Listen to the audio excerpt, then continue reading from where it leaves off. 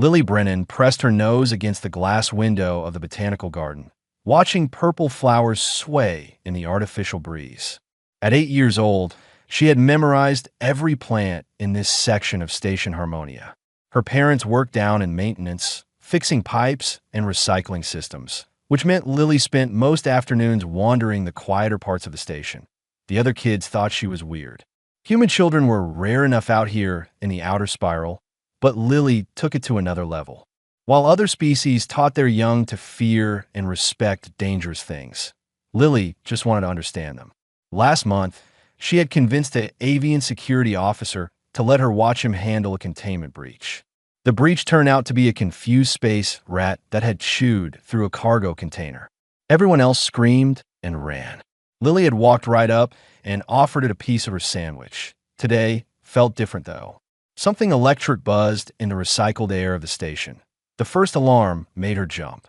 Red lights began spinning along the corridor ceilings, painting everything in bloody flashes.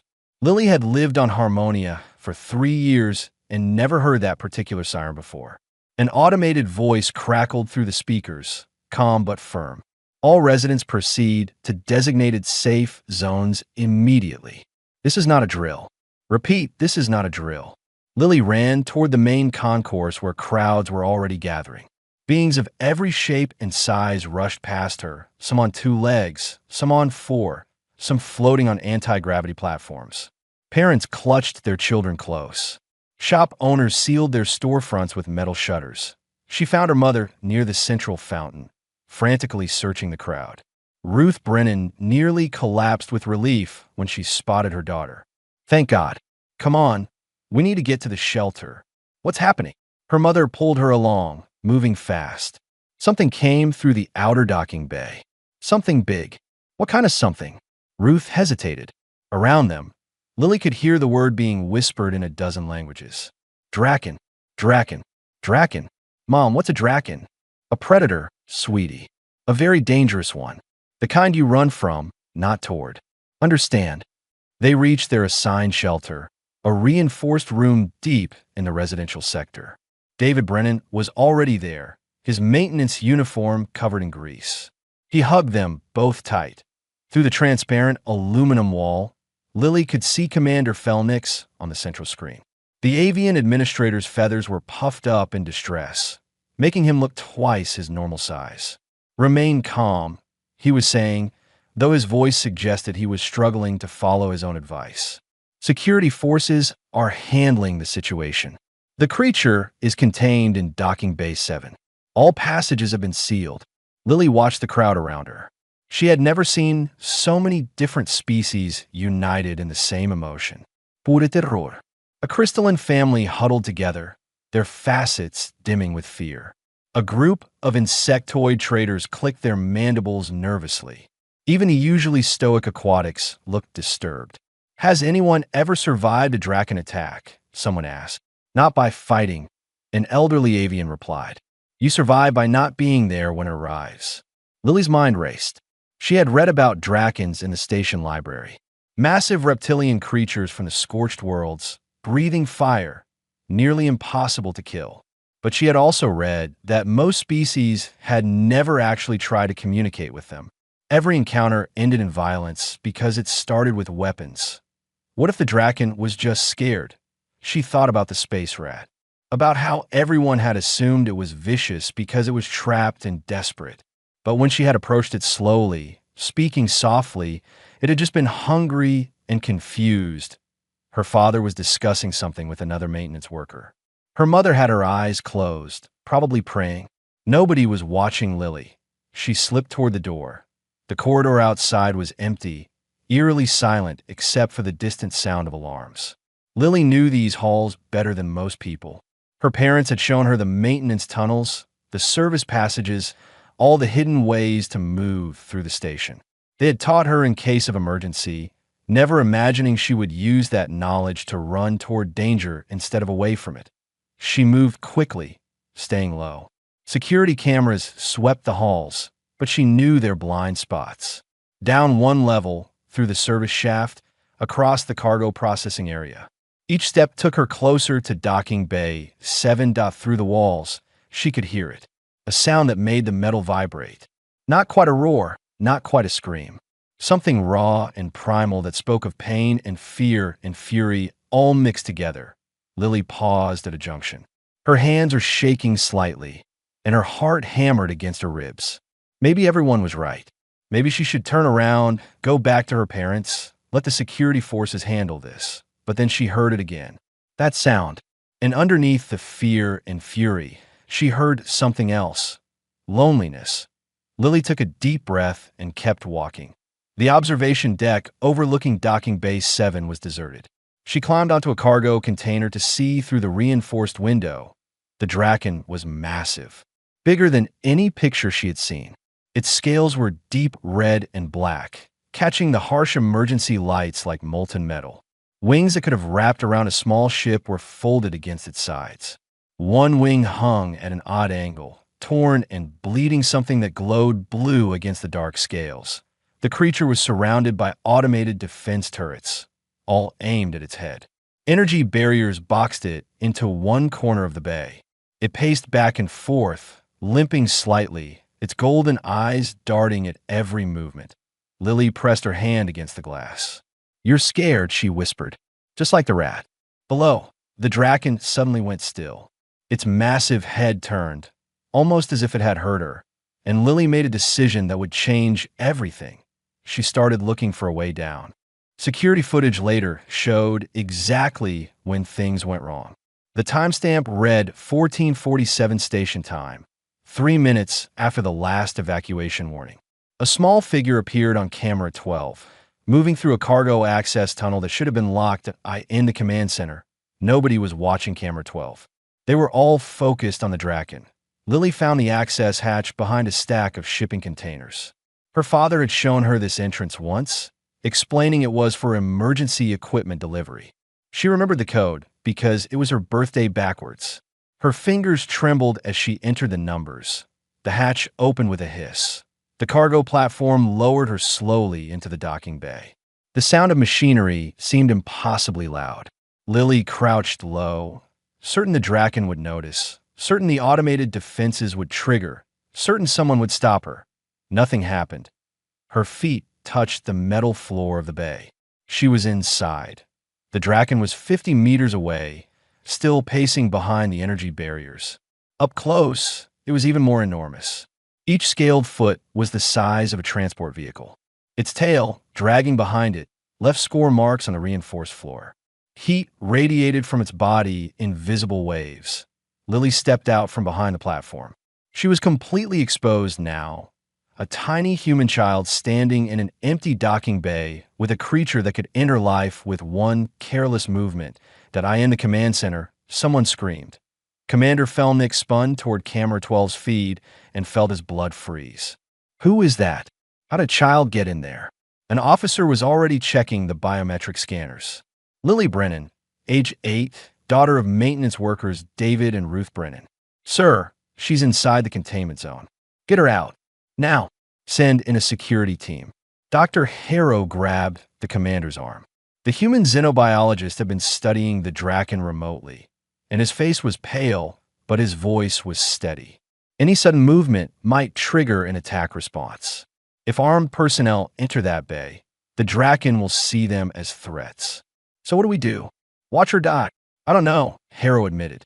"But I know the human child just did something no one else in this galaxy would dare attempt." The Draken had noticed her. Its pacing stopped. The massive head swung in her direction, golden eyes with vertical slits focusing on the small figure in the middle of the bay. That Lily's survival instinct screamed at her to run. Every cell in her body knew she was prey standing before a predator. But she had learned something important from her years on the station, from her encounters with frightened creatures that everyone else feared. Fear makes things worse. She stood very still and raised her hands slowly, palms out. The gesture was universal across most species. See, no weapons, not a threat. The Draken tilted its head slightly, reminding Lily of a confused dog. She took one step forward. In the command center, someone gasped. Her parents had just arrived, summoned by security when they discovered Lily missing from the shelter. Ruth Brennan's scream cut through the tense silence. "That's my daughter. Get her out of there." David held his wife back, his face gray with terror, but his eyes were locked on the screen. He knew his daughter. He had seen that determined expression before. Lily took another step, then another. She was walking at a steady pace now, not fast enough to seem aggressive, not slow enough to seem hesitant. Just walking, like she was approaching any other new friend. The Draken remained motionless, watching her approach. Its nostrils flared, taking in her scent. No fear smell. This creature, this tiny, soft thing, was approaching without the chemical signature of terror that the Draken had smelled from every other being since arriving on this station. Lily kept her eyes on the Draken's face. She had read that direct eye contact could be challenging for predators, but looking away could trigger a chase response. So she found a middle ground, watching the creature's eyes while keeping her expression soft and open. "Hi," she said quietly. Her voice barely carried across the distance. "I know you're scared. This is all really loud and bright, and everyone is pointing weapons at you. That must be awful." The Draken's ear frills twitched. It could not understand her words, but the tone was unlike anything it had experienced. Soft, gentle, the sound a mother might make to a frightened child. Lily was 20 meters away now, close enough to see the individual scales, each one larger than her hand. Close enough to see the wound on the wing weeping that strange blue fluid. Close enough to die instantly if this went wrong. She kept walking. "I had a cat once, back on Earth before we moved to the station. She was really mean to everyone except me. You know why? Because everyone else tried to grab her when she was scared. I just sat down and waited for her to come to me." 15 meters, the Draken lowered its body slightly, coiling its legs underneath. The movement made security officers reach for their weapons, but Dr. Harrow stopped them with a gesture. He had studied enough predators to recognize the posture. Not preparing to pounce, preparing to be less intimidating. 10 meters. Lily could feel the heat now, like standing too close to a fire. The Draken's breathing was loud, each exhale a rush of hot air that smelled like sulfur and smoke. Its eyes never left her. 5 meters. She stopped walking. Any closer would be forcing interaction, and forced interaction never worked with frightened animals. Instead, she did something that made every watching being question her sanity. Lily sat down cross-legged on the floor. She placed her hands in her lap and smiled up at the Draken. "Whenever you're ready," she said. "I'll wait." The Draken stared at this impossible creature. Then, very slowly, it began to lower its enormous head toward her. The Draken's breath washed over Lily in hot waves. Up close, the creature's eye was enormous, a golden sphere larger than her entire head. She could see herself reflected in it, a tiny figure sitting calmly on cold metal while a being of legend studied her. The moment stretched. In the command center, no one dared breathe. Ruth Brennan buried her face in her husband's chest, unable to watch. Commander Felnix had his hand on the emergency containment switch, ready to drop every barrier between the child and the creature, though everyone knew it would be too late if the Draken decided to attack. Lily kept very still. She had learned patience from her father, who could spend hours repairing a single broken circuit. Rushing never helped. Neither did fear.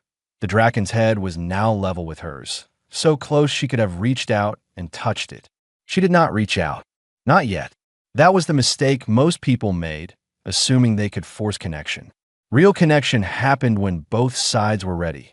The creature's nostril, a slit in the scaled snout, expanded as it drew in her scent deeply. Lily heard a sound rumbling from deep in the Draken's chest. Not quite a growl, more like distant thunder. She felt the vibration through the floor. Then the Draken did something unexpected. It exhaled softly through its nose, a gentle huff that ruffled Lily's dark hair. The gesture was almost playful, testing her reaction. Lily giggled. She could not help it.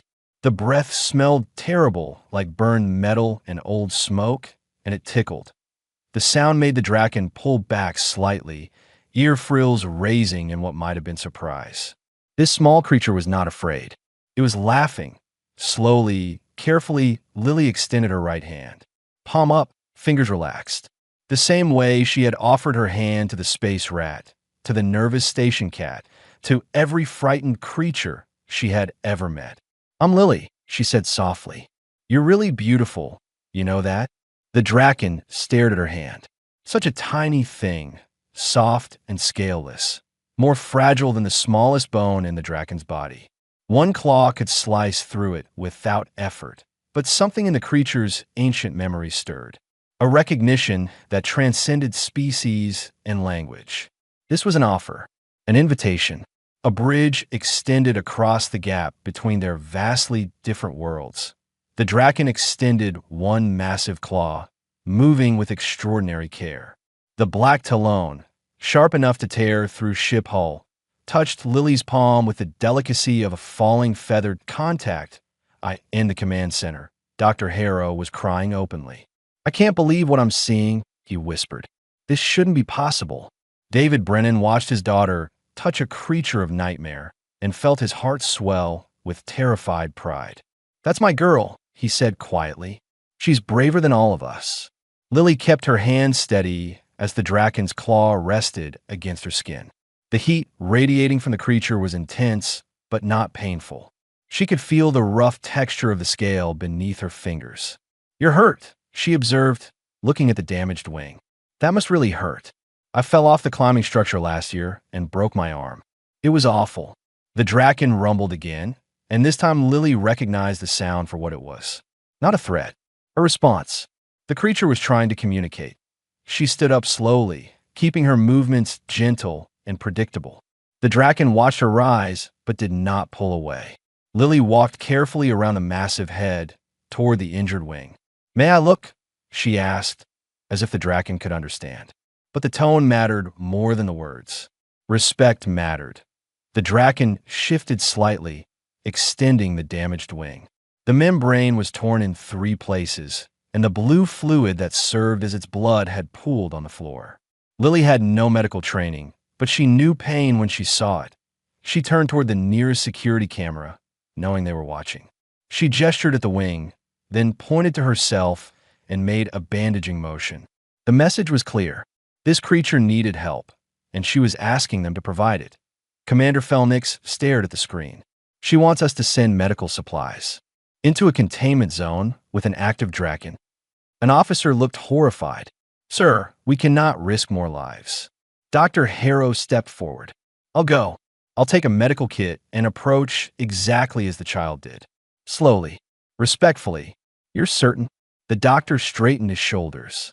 "That child has shown us something we needed to see. These creatures are not mindless beasts.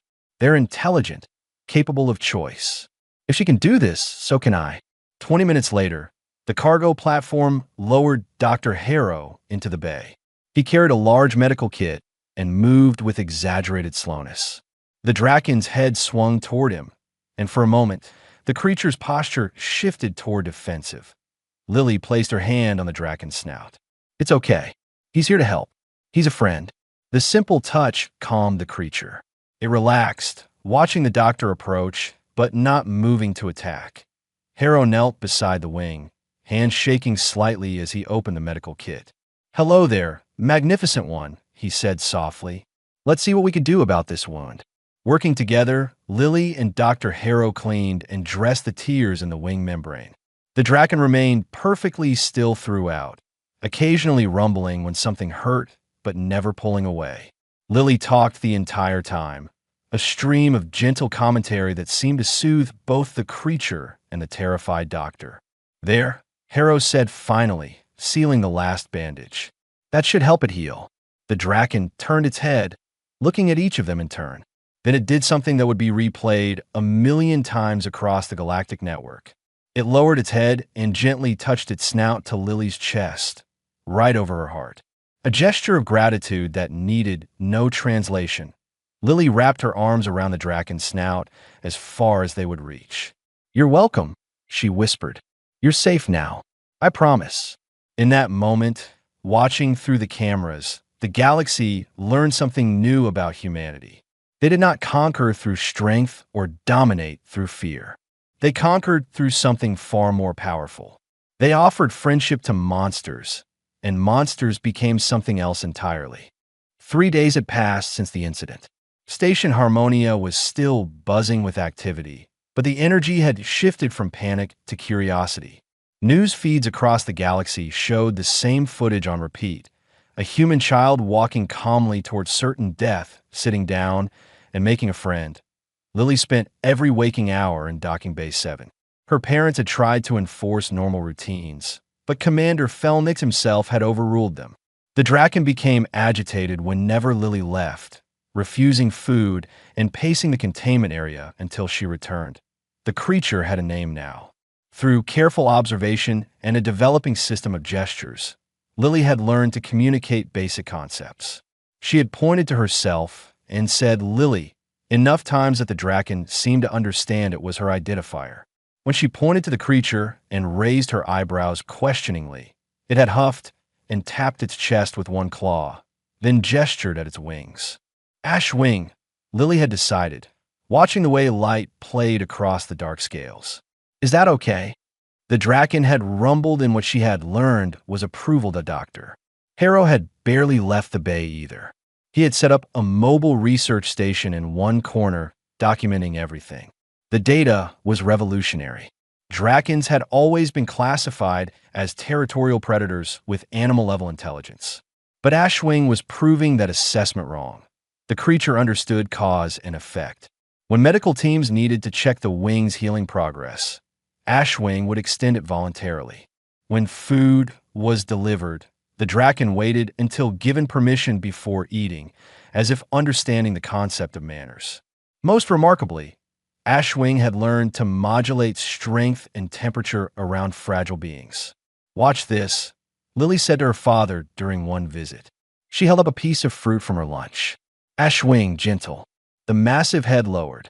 Jaws that could crush steel opened carefully, and a long tongue, surprising pink against the dark scales, delicately took the fruit from her palm. David Brennan shook his head in amazement. I still can't believe this is real, he muttered. 3 days ago, we thought we would watch you die. Now you're hand-feeding a Draken. Ashwing was never going to hurt me, Lily said with absolute certainty. Everyone was just too scared to see it. But not everyone had adjusted to the new reality. That afternoon, a delegation arrived from the Galactic Council. 6 representatives from 6 different species, all looking deeply uncomfortable as they entered the docking bay. That Ashwing's posture immediately shifted to defensive, wings spreading slightly despite the healing injuries. The creature recognized authority figures and did not trust them. Lily moved to stand between the Draken and the delegates. It's okay, she said to Ashwing. Then to the delegates, you're scaring them. Can you maybe look less threatening? A crystalline representative, her facets reflecting the harsh bay lights, spoke with a voice like wind chimes. Child, we mean no harm. We have come to discuss the situation. What situation? Lily asked, though she suspected she knew. The Draken situation, an insectoid delegate clarified. The creature cannot remain on this station indefinitely. Why not? Lily's voice had an edge to it that made her father wince. He recognized that tone. His daughter had inherited her mother's stubbornness. Because it is a predator, the crystalline said gently. A dangerous one. The peace you have achieved is remarkable, but it is not sustainable. Eventually, instinct will override whatever bond you have formed. Dr. Harrow stepped forward. With respect, your assessment is based on incomplete data. We have observed complex social behaviors, emotional regulation, and clear signs of higher intelligence. This is not a mindless beast following instinct. Then what is it? An avian delegate challenged. A person, Lily said simply. Ashwing is a person, just different from us. The delegates exchanged glances. The concept was radical. Personhood had always been defined by certain criteria: language, technology, social structure.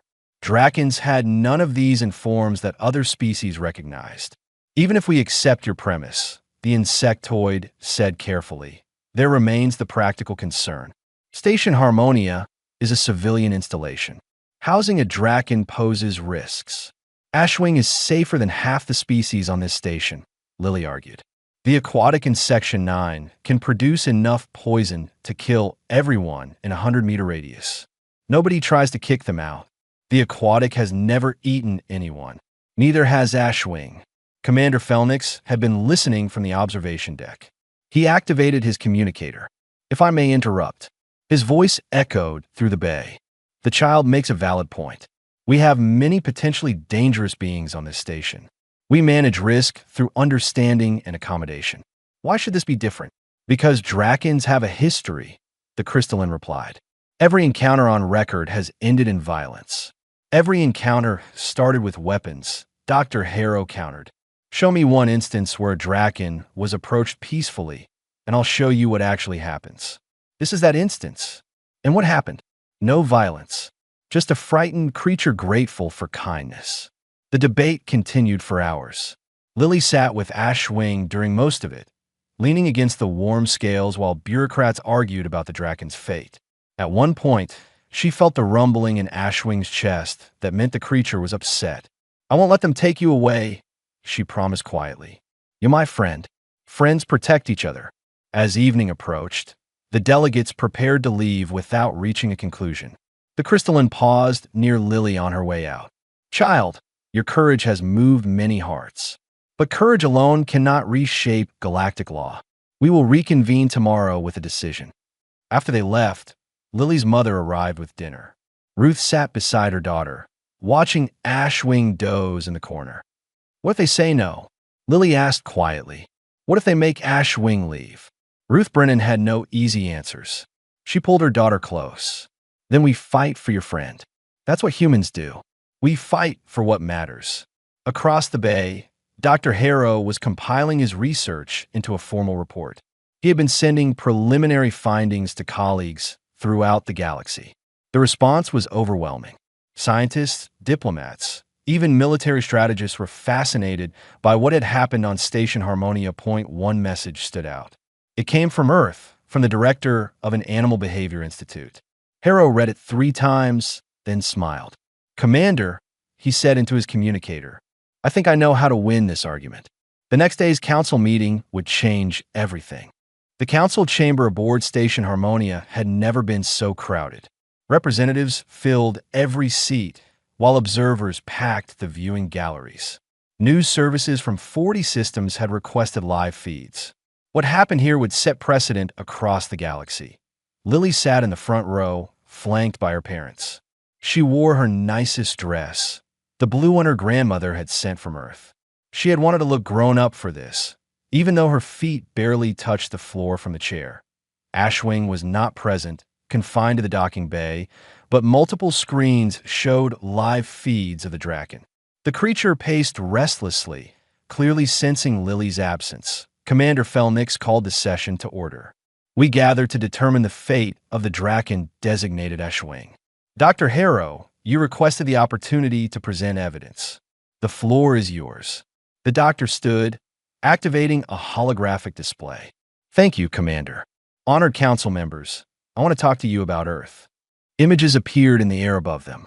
Ancient cave paintings showing humans alongside wolves.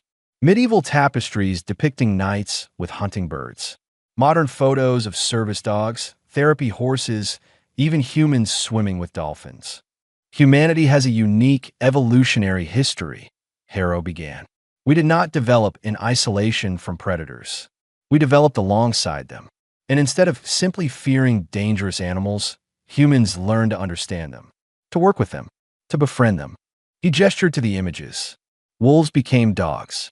Wild horses became partners in labor and war. Raptors became hunting companions. Humanity took creatures that could kill us and forged bonds that benefited both species. This is not weakness. It is our greatest strength. A insectoid counselor raised an objection. "Those are domesticated animals, bred over generations to be docile. The Draken is wild. Every domesticated species started wild," Harrow countered. "The first human to approach a wolf took the same risk Lily took with Ashwing. The difference is that wolf had every reason to see humans as threats. We competed for food, for territory. Ashwing has no such competition with us." The creature was simply frightened. He brought up new data, brain scans, behavioral analyses, communication patterns. In 1 week, we have learned more about Draken intelligence than centuries of military encounters revealed. Why? Because we stopped treating Ash Wing as a threat and started treating the creature as an individual. The crystalline counselor who had visited the bay spoke up. Your research is compelling, Dr. Harrow, but it addresses capability, not safety. How do we know this Draken will not revert to violent behavior? You don't, a new voice said. Everyone turned as an elderly woman entered the chamber. She wore the insignia of Earth's diplomatic corps. I am Ambassador Patricia Wong. I apologize for my late arrival. May I address the council? Felnix nodded, looking curious. Ambassador Wong moved to stand beside Dr. Harrow. I have spent 40 years studying human-animal relationships. I have seen humans work with grizzly bears, killer whales, and crocodiles.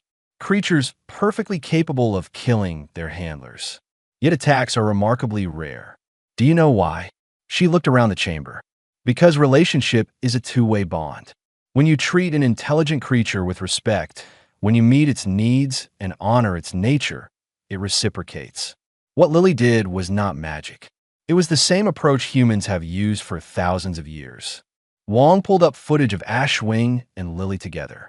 The Draken gently taking food, lowering its head for scratches, carefully maneuvering around the small human to avoid accidental harm. This is not a wild animal barely restrained. This is a thinking being who has chosen peaceful interaction. The Draken could break through those barriers anytime. The creature stays because of choice, not containment. Lily raised her hand timidly. Felnix looked surprised but nodded for her to speak. She stood up, her voice small but steady. I know I'm just a kid, and I don't know all the big words everyone is using. But I know Ash Wing, not as data or research, as my friend. She walked to the center of the chamber, looking up at the counselors. Ash Wing was scared and hurt. Everyone pointed guns and built walls. But nobody asked what the creature needed. Nobody tried to help. They just wanted it gone. Her voice grew stronger. On Earth, we have this saying. Dogs are called humanity's best friend, right? But a long time ago, they were wolves. Dangerous predators. Someone had to be the first to try. To offer friendship instead of fighting. That's what I did. That's what humans do. She pointed to the screen, showing Ash Wing. The creature isn't dangerous because it's a Draken. It was dangerous because it was scared. We made it safe by being kind. Isn't that better than just being afraid forever? Silence filled the chamber. The simplicity of her argument cut through layers of bureaucratic complexity. The avian counselor leaned forward. Child, what if the creature one day forgets this kindness? What if instinct overrides training? Ash Wing isn't trained, Lily said firmly. You train animals to obey. Friends choose to be good to each other. Ash Wing chooses to be gentle with me. I choose to trust the creature. That's what friendship is. Ambassador Wong smiled. The child understands something we sophisticated adults often forget. Trust is not a guarantee of safety. It is a choice to believe in the best of someone, even when they could hurt you. Humanity has built entire civilizations on that principle. The council deliberated for 2 hours. Lily waited, holding her mother's hand, watching Ash Wing pace on the screens. She whispered to the image, knowing the creature could not hear. It's going to be okay. I promise.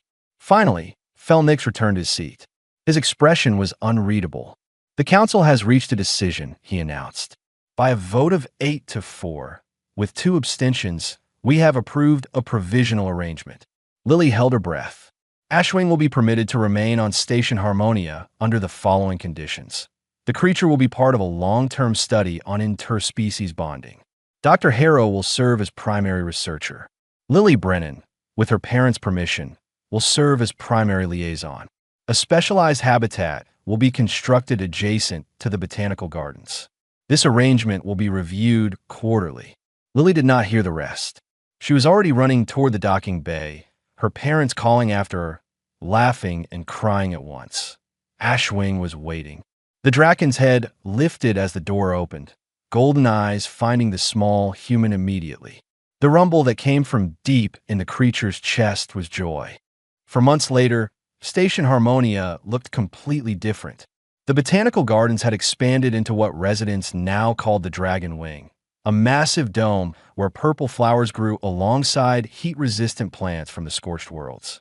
At the center, resting on a platform of smooth stone, Ashwing watched the daily traffic of curious visitors. Children were the bravest, naturally, while adult beings of various species maintained cautious distances. Youngsters crept closer, drawn by the magnificent creature. Ashwing had learned to stay very still during these encounters, allowing small hands to touch scales, letting younglings climb carefully on the lower parts of the tail. Lily supervised every interaction, teaching the other children what she had learned. Gentle hands, quiet voices. If Ashwing's ear frills go flat, give space. See how they're up and relaxed? That means friendly. A small insectoid child, barely 3 years old, approached with clicking mandibles. Her parent watched nervously from behind a planter. Lily knelt beside the child. Want to say hello? The child clicked rapidly, their species' version of an excited yes. Lily guided the small hand to Ashwing's snout. The draken exhaled softly, warm breath ruffling the child's antennae. The child's clicking turned to delighted chirping. See, Lily said to the watching parent. Ashwing is good with kids. Better than most adults, honestly. Dr. Harrow documented everything from his observation station. His research had become the most accessed scientific paper in galactic history. Universities across 40 systems were now studying the Harmonia model, as it had become known. How to approach potentially dangerous species with respect rather than weapons. But the real test came on a Tuesday morning, station time.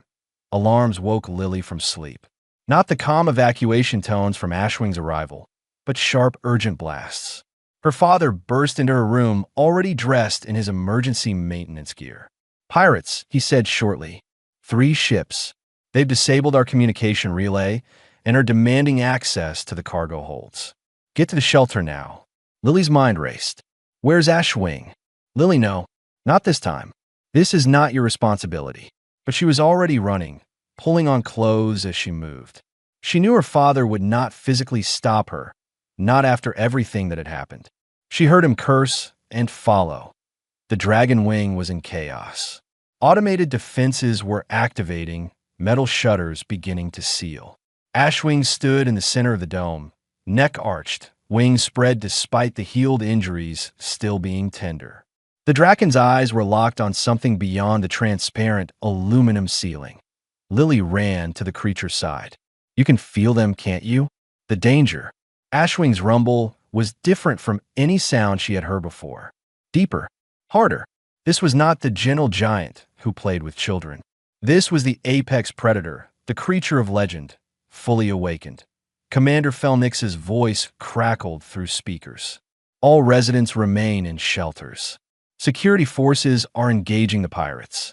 Do not, under any circumstances, leave safe zones. Lily looked up at Ashwing. The Draken looked down at her. In that exchange, an understanding passed between them. Ashwing had a home now, had friends, had younglings who touched scaled snouts with trusting hands. And home was worth protecting. You want to help? Lily said. Not a question. The rumble confirmed it. She ran to the nearest communication panel. Commander Felnix, this is Lily. I'm in the Dragon Wing with Ashwing. The creature wants to defend the station. Static, then Felnix's voice strained with stress. Absolutely not. We cannot release a Draken during a hostile engagement. The risk is too great. Greater than letting pirates tear through the station. An explosion rocked the structure. Somewhere close, hull plating had been breached. Lily heard screams through the walls. Families fleeing deeper into the station's core. Doctor Harrow's voice joined the channel. Commander, you know my research. You know what Ashwing is capable of. We have a protector right here, and we're keeping it caged. Another explosion. Closer this time. Lily could see through the dome ceiling. A pirate ship maneuvering into docking position. Weapons armed, Felnix made a decision that would either save them or doom them. Release the outer barriers. Lily, if that creature harms one innocent being, I will hold you personally responsible. Ashwing won't. I promise. The dome's ceiling retracted. Ashwing needed no further invitation. The Draken launched upward with a power that shook the gardens, wings catching air that should have been too thin to provide lift. But Drakens were creatures of impossible physics, and Ashwing rode the station's gravity field like a surfer on waves. The pirates saw it coming. They fired, energy weapons tracking the massive form. But Ashwing was not the trapped, wounded creature from 4 months ago. This was a Draken at full strength, defending its territory. Fire bloomed in the vacuum. Real fire, burning with heat that should have required oxygen. The pirate ship's hull began to glow red. Ashwing struck with claws that tore through military-grade plating like fabric. The ship broke apart, pieces spinning away into space. Escape pods ejecting desperately.